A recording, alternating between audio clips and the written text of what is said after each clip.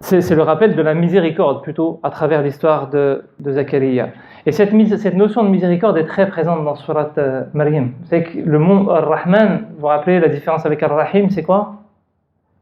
C'est L'intensité. La sourate où le mot Ar-Rahman est le plus présent dans le Coran, c'est Surat Maryam. Il y est 16 fois. En une seule sourate, le mot Ar-Rahman, le nom Ar-Rahman est présent 16 fois. Il n'y a aucune autre sourate dans le Coran où il est présent de manière aussi intense. Et Allah subhanahu wa ta'ala, dans cette histoire, on est en train de nous dire l'intensité de la miséricorde, regardez comment elle va se traduire. Et donc Allah subhanahu wa ta'ala commence à nous raconter l'histoire de Zakaria. Et l'histoire de Zakaria, elle commence par quoi? Elle commence par ce moment fort où Allah subhanahu wa ta'ala nous dit إِذْ نَادَى رَبَّهُ نِدَاءً خَفِيًّا. Et déjà dès le départ, Allah subhanahu wa ta'ala, lorsqu'il appelle son Seigneur d'un appel secret. Nida en langue arabe, c'est quand on appelle quelqu'un qui est très loin, qui est très éloigné. Et donc là, si vous regardez la traduction, c'est comme s'il appelle quelqu'un très éloigné. Et Allah subhanahu wa ta'ala insiste, إِذْ نَادَى رَبَّهُ نِدَاءً, un appel très éloigné, خَفِيًّا, en secret. C'est-à-dire que ces deux mots ne peuvent pas aller ensemble en réalité en langue arabe. C'est-à-dire que là, Allah subhanahu wa ta'ala marque volontairement une contradiction pour montrer un enseignement qui est important.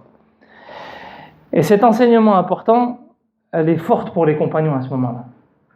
Parce qu'il y a des moments dans notre vie, on a envie de crier en fait. On a envie de crier à Dieu un désespoir. On se sent même très loin de Dieu en fait. On a l'impression qu'on n'est pas à la hauteur. On pense que c'est de notre faute qu'on n'y arrive pas. Et Zakaria, en fait, à ce moment-là, il est là. Il dit, il a un espoir de quelque chose, mais il dit, si ça ne s'est pas passé, c'est que moi, je suis à côté de la plaque et je me sens tellement loin que j'ai envie de crier très fort pour qu'il m'entende. Mais il a tellement compris qu'il le fait en secret. C'est-à-dire qu'il crie une forme de désespoir à ce moment-là. Il crie une forme d'appel au secours à Dieu. Il le crie très fort, mais il le crie en secret. Et en réalité, c'est des choses qu'on vit par moments. C'est-à-dire qu'il y a des moments, on a envie de le faire et puis on ne se sent même pas à la hauteur d'appeler Dieu. Mais au plus profond, on appelle quand même. Presque même nous, on n'est même pas conscient qu'on est en train d'appeler. On a presque honte d'appeler Dieu à ce moment-là. Et Zakaria, à ce moment-là, il vit cette situation qui est difficile à vivre. On peut passer par des épreuves.